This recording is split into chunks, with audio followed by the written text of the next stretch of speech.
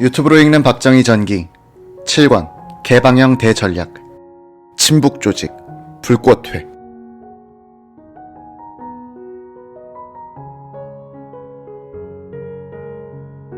(1964년 6월 5일) 6.3 사태로 인한 비상계엄령 선포 직후 계엄당국은 서울대학교 정치학과에 재학 중이던 김정강을 학생 데모 배후 주종자로 지목, 현상금 10만원을 걸고 수배령을 내렸다.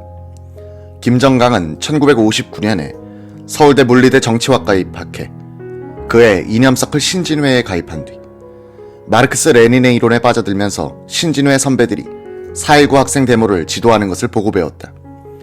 김정강은 남북한 간의 정통성 문제를 다루면서 자연스럽게 친북주의자가 되었다고 한다. 그는 장면정부 시절 국회의사당 점거 농성 등 각종 시위를 배후 조종하다 5.16 쿠데타 직후 계엄당국으로부터 수배를 받자 허술한 행정의 틈을 타서 군에 입대했다. 그가 군 방첩대에 체포된 것은 1963년 2월. 평소 증거를 남기지 않는 등 신변 정리를 잘한 덕분에 곧 풀려났다.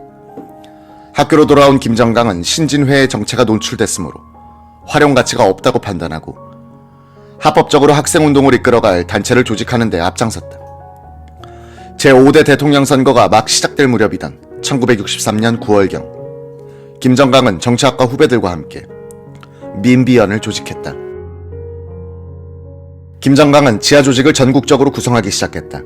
서울대학교에서는 물리대뿐 아니라 상과대, 사범대, 공과대 등 각 단배별로 조직 인원이 확보됐고 1964년 초에는 서울시내 주요 대학은 물론 대구, 부산, 광주 지역의 각 대학에서도 이와 비슷한 수준까지 진행됐다.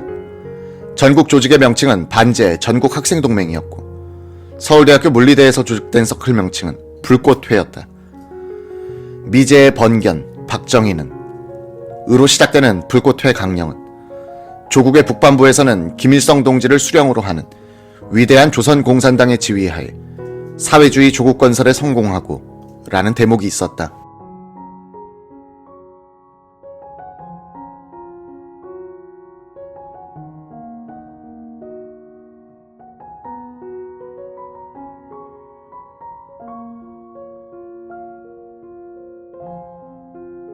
불꽃회는 박정희를 미제국주의의 앞잡이, 군사 파시스트라고 규정하고 박정희 정권을 식민지 예속 파쇼 정권이라고 규정했다. 반면 김일성에 대해서는 위대한 조선노동당의 혁명의 지도 역량이라고 정의 내리고 있었다. 김정강의 불꽃회는 한국 최초의 대학 내 자생 친북 조직이었다. 1964년 3월 조직 구성을 완료한 김정강은 3.24 한일회담 반대 데모와 6.3 데모를 조종하다가 비상계엄령이 내려지자 도피했다. 수배 전단은 그의 고향인 경남 진주의 골목에도 붙었다. 제재소를 운영하던 부친의 직원집 다락에 숨어있던 김정강은 6월 7일 박문병 경감이 지휘하는 40여 명의 형사들이 집을 포위한 가운데 체포됐다. 체포된 김정강은 서울 시내의 안가에서 한 달간 고문을 견디며 경찰이 어디까지 조직의 내막을 알고 있는지를 관찰했다. 경찰은 반제 전국 학생 동맹에 대해서는 잘 모르고 있었다. 경찰의 수사가 종결된 것은 7월 16일쯤이었다. 1964년 7월 18일 양찬우 내무부 장관은 학생 데모 배후 주종 사건이란 제목의 불꽃회 사건을 발표했다. 김정강은 1966년에 출감하여 14년간 노동 현장에서 위장 취업해 활동을 했다. 그는 감옥에서 만난 숱한 미전향 간첩들로부터 북한의 실상을 알게 되고 1980년에 비로소 자신의 신념이던 친북, 사회주의 노선과 결별한다. 기자는 불꽃회 사건 이후 34년이 지난 후에 김정강 씨를 만났다. 지금은 전향에서 보수 우익의 노선을 견지하며 사회평론가로 활동 중인 김정강 씨는 자신을 역사의 죄를 지은 사람이라고 했다.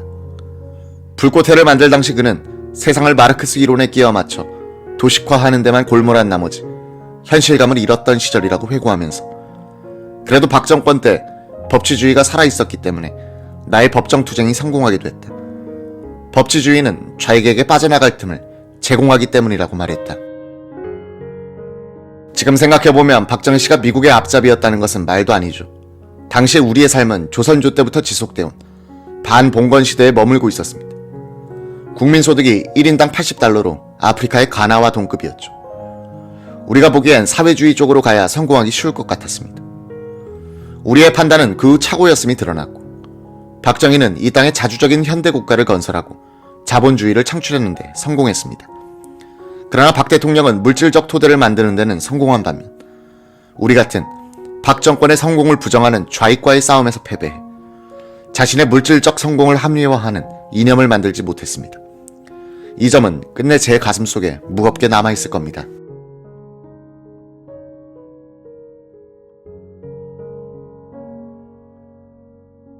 박정희 대통령은 6.3 계엄령을 국정의 주도권을 확립하는 계기로 삼으려 했다. 계엄하의 언론 검열로 야당의 목소리가 국민들에게 전달되는 것을 차단한 상황에서 박정희는 공세로 나온다. 1964년 7월 2일 박 대통령은 공화당 소속 국회의원 전원에게 친서를 보냈다. 그는 이 편지에서 헌정의 불안정한 상도보다는 오히려 계엄에 의한 사회 안정을 바란다는 서민 대중의 많은 소리를 귀담아 들어야 할 것이라면서 계엄령 해제에 앞서 앞으로 다시는 불행한 사태가 일어나지 않을 확실한 대책과 보장이 선행돼야 한다고 강조했다.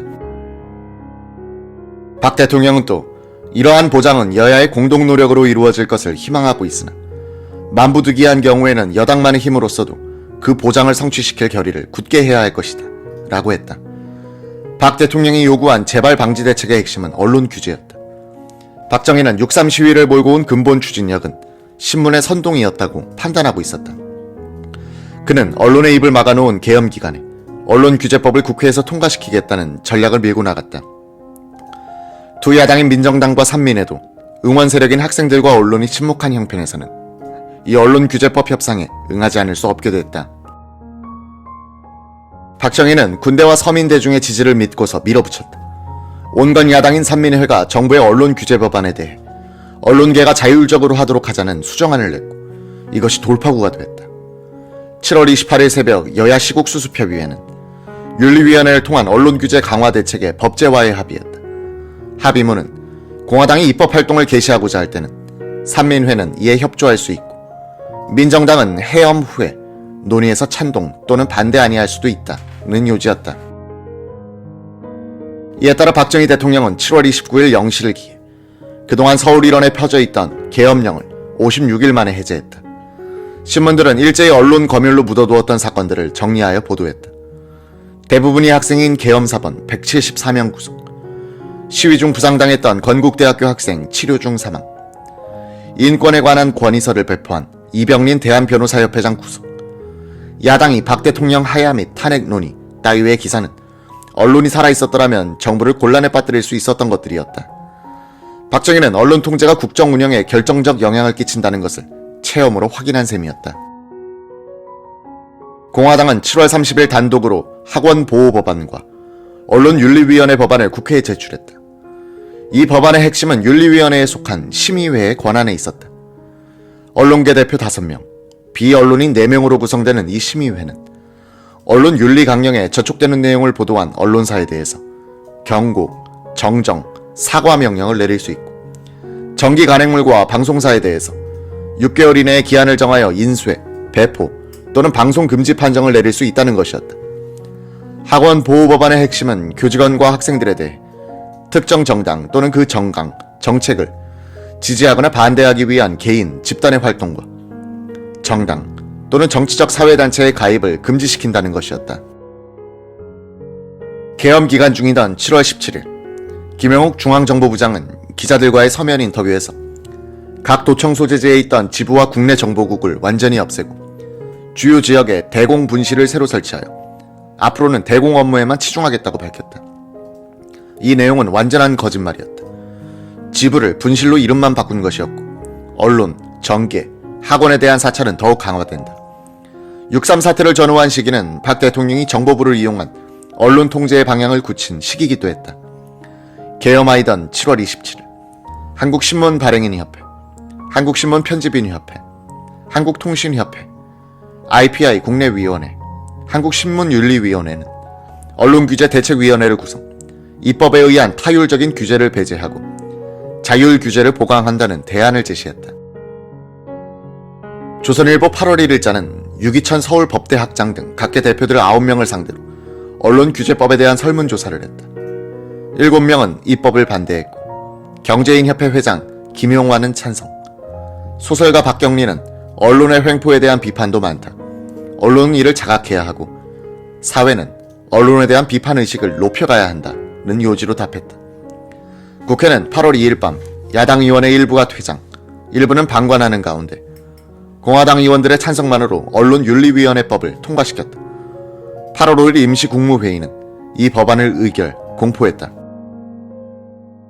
8월 3일 한국신문인협회는 각 언론단체 및 전 국민과 더불어 이 악법 폐기운동을 강력히 전개할 것을 선언했다.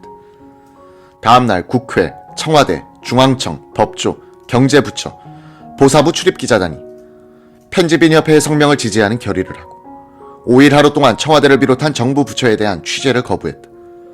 언론계를 망라한 언론윤리법 철폐투쟁위원회도 결성됐다. 위원장은 유봉영 조선일보 부사장, 부위위원장은 고재욱 동아일보 부사장 겸 주필 등 3명. 8월 10일에는 투위가 주최한 언론인 대표 대회가 열려 언론 자유투쟁을 선언했다. 이제 권력과 언론의 정면 대결이 시작된 것이었다.